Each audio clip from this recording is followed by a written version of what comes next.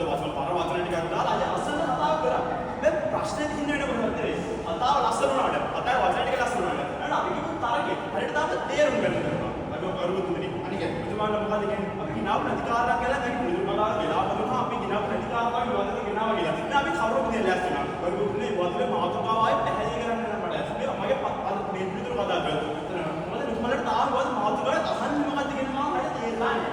මුතුමා මේ සාකේ නිර්මාණශීලීත්වය අවර්තනය හේතු වේද හේතු නොවේද කියන කාරණා තුනක් කරුවතුනි. අපි පැහැදිලිව මම මගේ හතරවෙනි කතාවට කියලා දෙන්නවා. නිර්මාණශීලීත්වය කියන කාරණාව තියෙනවා. දැන් කෘත්‍රිම බුද්ධිය එක එනවා. මොනසේ නිර්මාණශීලීත්වය කෘත්‍රිම බුද්ධියත් එක්ක මුසුවීමත් එක්ක. ඉතින් ඒකට පැහැදිලිවීමත් එක්ක අපි කරනවා. අවවර්ධනයට මේක නිර්මාණශීලීත්වය අවවර්ධනයට හේතු වෙනවද? අවවර්ධනයට හේතු නොවේද කියලා. දැන් පැහැදිලි වෙනලා පෙන්නවා. මොනසේගේ නිර්මාණශීලීත්වය අවවර්ධනයට හේතු වෙනවා. අර කිව්වා වගේ. ඒක තමයි අතරලා දෙනවා හොය මේ කියන මට්ටමේ. පල්ලහාට වලියක් සිද්ධ වෙනවා. ඒක අවවර්ධනයට අපි මම කියලා. පැහැදිලි වෙනලා පෙන්නනවා. ඕක ඇතුලේ එහෙම අවවර්ධනය වෙච්ච අවස්ථා තියෙනවා. පරිශ්‍රණ වාර්තායක දෙවන්න පැහැදිලි වෙනලා පෙන්නවා. උඩා විශ්වවිද්‍යාලයේ කරන පරිශ්‍රණ වාර්තාවක් එක්ක මොනසේ ඉදිරිපස මොලේ සංජානනීය කුසලතා ඇති කරන මොලේ ඉදිරිපස කණ්ඩිකාවෙන් කොටස කොහොමද මේ පරිණාමික එන්නේ ක්‍රමක්‍රමයේ මේ බුද්ධි පාවිච්චි කිරීමත් එක්ක ලෝකෙට ෂෙයා වෙලා යනවා. එතනින් හරියට පස්සේ MIT විශ්වවිද්‍යාලයේ බුද්ධි භාවිත කිරීමත් එක්ක මනුස්සයාගේ ළමයාගේ පරිකල්පන හැකියාව කියන කාරණාව මොකද නැති වෙන්නේ. ඒ කාරණාව පැහැදිලි වෙනලා පෙන්නවා. ඒ කියන්නේ මේ මාතෘකාව බුද්ධි මිනිසාගේ නිර්මාණශීලීත්වය අවවර්ධනය කරපු තැන් ටික අවවර්ධනයට හේතු වෙන අවස්ථා ටික පැහැදිලි කොන්දර ගෙනල්ලා පෙන්නවා කරුණු. හරිද? මුතුමන් මොකද්ද කරේ? මුතුමන් ලෝකෙ වෙන්නේ. බුද්ධි මිනිසාගේ නිර්මාණශීලීත්වය දැන් එනවා. ආදෙන් එහෙම ආවයන් පස්සේ මිනිසාගේ නිර්මාණශීලීත්වය වර්ධනය වෙච්ච අවස්ථා මෙයා ගෙනල්ලා පෙන්නලා අවවර්ධනයට හේතු වෙන්නේ නැහැ. පැහැදිලිව කිව්වනේ වර්ධනය සමානයි අවවර්ධනය කියන කාරණා ආයි වර්ධනය වෙන්නේ නැහැ කියන එක. මොකද? දැන් මෙයාගේ කණ්ඩායමේ සමාජය තියෙනවා. ඒ සමාජය තමයි තමයි කතාවට මේ සමාජ කණ්ඩායමට බේස් එක හදලා දෙන්නේ. කරුණේ හදලා දෙන්නේ. කොටිම කිව්වොත් අනිත් කණ්ඩායමේ සමාජයේ කතා ටිකක් ත්‍යාබල්ලේ කතාව හදලා දෙනවා. දැන් කණ්ඩායම දිනනවා කියන තැනට යාළුවා දායකත් දෙනවා හොඳයිනේ. ප්‍රශ්නයක් නෑ ප්‍රශ්නයක් නෑ. යා කණ්ඩායම දිනනවා කියන තැනට මාරු තමාත්මක බලපෑමක් කියලා කරලා. හරිද?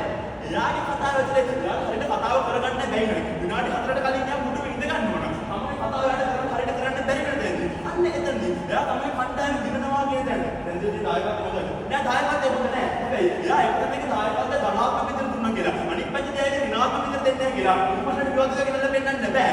ඒක තමයි පැහැදිලිව ගෙනල්ලා පෙන්නන්නේ.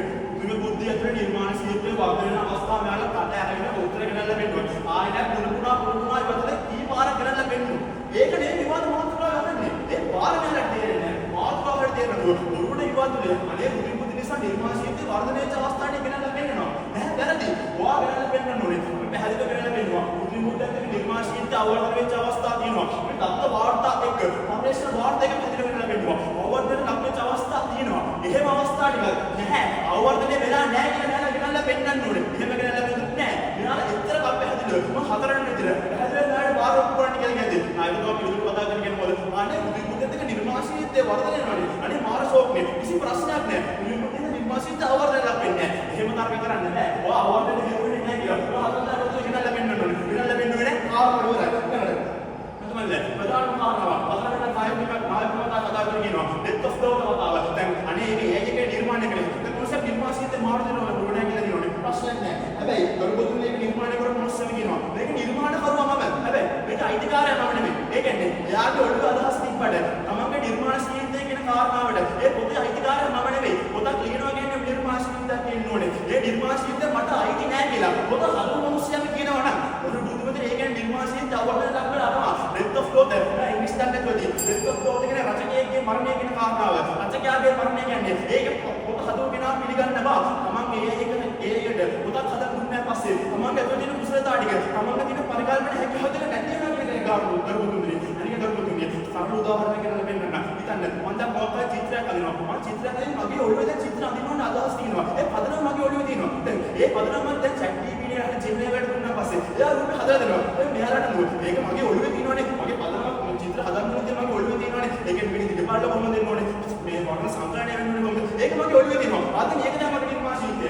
ඒක නිර්මාණශීලීත්වයක් වෙන්න පුළුවන්. හැබැයි ඒක තමයි අර මෙයාලට වගේ කැන්වස් එකට අරගෙන හරියට අදින විදිහට වර්ණ සංග්‍රහණය හරියට කළා. චිත්‍ර දිග කළා හරියට මැනලා මේ කොහොමද දෙන්න ඕනේ. මේ හැඩේ කොහොමද දෙන්න ඕනේ. ඒ චිත්‍රේ තමන්ගේ හොඳ අවුට්පුට් එක හොඳ ප්‍රතිඵලයක් විදිහට දෙනවා කියන තැනක් තියෙන නිර්මාණශීලීත්වය තමයි. හැබැයි මොනුස්සා ඒ දෙක කරන්නේ නැතුව පදනම විතරක් තමන්ගේ ඔළුවේ තියාගෙන බුද්ධියට අනේක වාමයක හදලා දෙන්න යොමු කරන තැනදී තමයි.